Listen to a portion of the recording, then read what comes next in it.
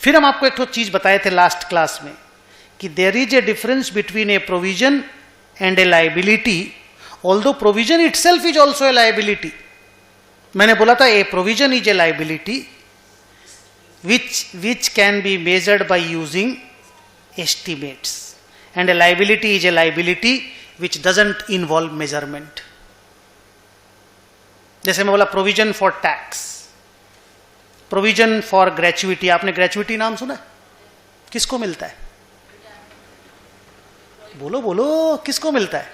Employee को। कब मिलता है? रिटायरमेंट के टाइम पे। गुड। आज पता रहता है कितना पैसा मिलेगा? नहीं पता रहता है। क्यों?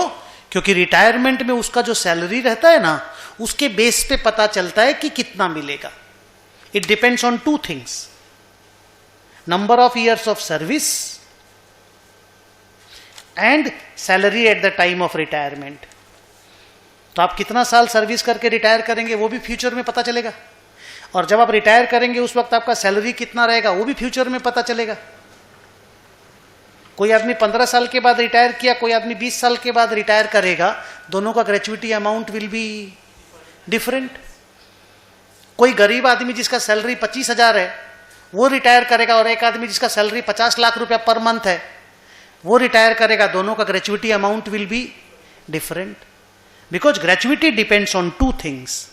बोलो, number of years of service and salary at the time of retirement.